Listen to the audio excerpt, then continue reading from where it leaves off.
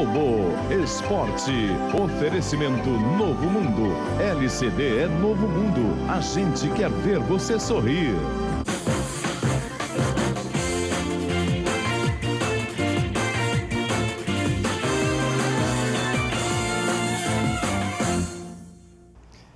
Oi, boa tarde. Depois da conquista do 9º título da Liga Mundial com a seleção brasileira de vôlei, o goiano Dante descansa em Itumbiara, longe das quadras.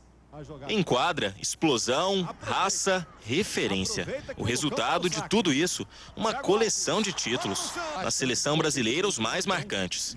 Ouro na Olimpíada de Atenas e dos 9 títulos do Brasil na Liga Mundial de Vôlei, ele participou de 7. Aquele Dante é heptacampeão pela Liga Mundial de Vôlei, todo mundo já conhece. Esse aqui é o menino criado em Itumbiara, passando férias com a família. Dante, vida bem diferente aqui, né? Completamente, sabe? Lá aquela pressão toda. Ginásio, torcida, quando eu venho pra cá, sabe, onde que eu me recarrego a energia, onde que eu me sinto bem. Antes de cuidar do gado, hora de trocar o tênis pela botina. Se Dante é um campeão das quadras, aqui o recordista de títulos é Giacomo, um Nelore de 876 quilos, vencedor de várias exposições agropecuárias. Cuidar desse animalzinho de quase 1 tonelada não é nada fácil. É uma média de R$200 por dia, passeando pela fazenda e uma parada para uma pequena observação. Aqui em Itumbiara, o apelido de Dante é Pezão. Na seleção brasileira, mais conhecido como Magrelo, 2,2 metros de altura. Eu sou um dos maiores da seleção, mas você comparando a nível mundial, vamos colocar o exemplo como a Rússia, que fizemos a última final aí da Liga, tem 3 jogadores lá acima de 2,14 m. Na lanterna do Campeonato Brasileiro Série B, o Vila Nova se prepara para o jogo de sábado contra o Brasiliense fora de casa. O técnico Roberto Cavalo já pediu reforços para a diretoria. O técnico Roberto Cavalo acompanha de perto a movimentação dos jogadores na academia. É o início do trabalho para o jogo de sábado contra o Brasiliense em Taguatinga. O treinador estreou na derrota do Vila para o Coritiba, a 9ª da equipe em 11 jogos disputados pela Série B. O Roberto Cavalo acha que o time precisa se reforçar para reagir no campeonato. Precisamos de alguns reforços, né? Nós conversamos até com a diretoria, inclusive com o grupo. Nós sabemos que tem alguns jogadores às vezes ficam mais desgastados num momento como esse. Aí você precisa mexer. E é só tomando atitude e decisões para fazer o Vila sair dessa situação. E você passou algum nome já para a diretoria? Foi conversado, já foi contactado alguns jogadores, mas não tem nada definido ainda. O Atlético empatou com o Guarani no estádio Serra Dourada e permanece na lanterna do Brasileirão com apenas 8 pontos. Desde a 5ª rodada, na última colocação no campeonato, o Atlético queria sair da incômoda posição ao receber o Guarani no Serra Dourada. Respeitando a equipe do Guarani, mas a gente somando os 3 pontos hoje fica melhor. Mas o time de Campinas entrou em campo em busca da primeira vitória pós-Copa do Mundo. Após o Mundial foram 2 empates e 2 derrotas, então há necessidade sempre das equipes vencerem, a gente espera que seja outra, a gente respeita o Atlético. Logo no início do jogo, o Atlético buscou o gol e ele veio aos 4 minutos no cruzamento de Thiago Feltre e Rodrigo Tiuí de cabeça fez 1-0.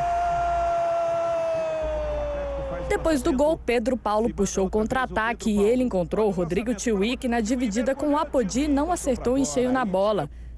Na primeira vez que foi ao ataque, o Guarani conseguiu empatar com o Mazola. O atacante dominou na entrada da área e chutou forte, deixando tudo igual. Aos 24 minutos, Anailson cruzou para Tiuí, que dominou no peito e bateu para a defesa de Douglas. Pedro Paulo ainda perdeu essa chance de cabeça.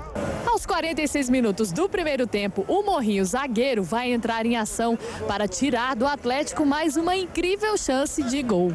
Pedro Paulo deu passe para Tiuí, que driblou o goleiro Douglas. Mas antes de chutar de esquerda, a bola subiu muito ao quicar na linha da pequena área e o atacante acabou o isolando.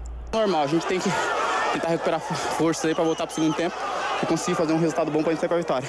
No segundo tempo, o Guarani assustou com Mazola, que invadiu a área e tentou 1, 2 vezes e o goleiro Márcio salvou. O Atlético mudou a dupla de ataque com a entrada de Marcão e Juninho. E viu Robson sair tonto de campo depois de cair de cabeça no chão no choque com o Baiano. Carlinhos Bala fez uma estreia apagada e viu apenas Thiago Feltre cruzar para Marcão, que cabeceou para a boa defesa de Douglas. Final de jogo, 1-1 e o Atlético pela 9ª rodada seguida na lanterna do Brasileirão.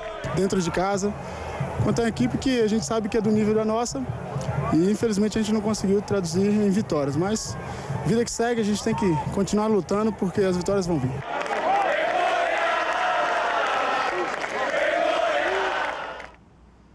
E o Atlético já tem um novo técnico. René Simões será apresentado hoje à tarde. O volante Robson, que deixou o Serra Dourada de ambulância no jogo contra o Guarani, foi poupado do treino de hoje cedo. O volante Robson ficou fora do treino do Atlético hoje. O jogador foi substituído no empate de sábado com o Guarani, depois de cair com a cabeça no gramado e desmaiar. Robson chegou a ficar internado em um hospital, fez exames e foi liberado ontem. Ele não deve ser problema para o jogo de domingo contra o Ceará em Fortaleza.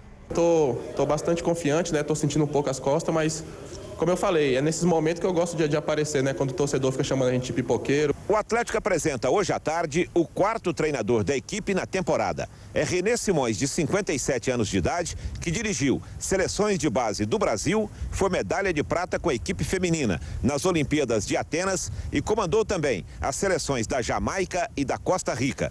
O último time de René Simões no Brasil foi o Ceará no ano passado. Tenho certeza que ele vai acrescentar muito pela sua experiência e que a gente possa tentar sair dessa situação.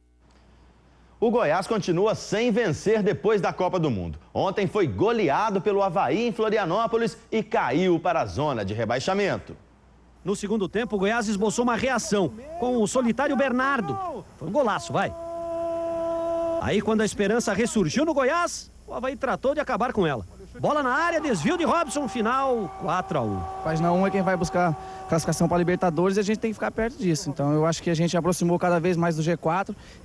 Um minuto depois, novo erro. Aliás, ridículo, de saída de bola. E lá estava Davi, 2-0.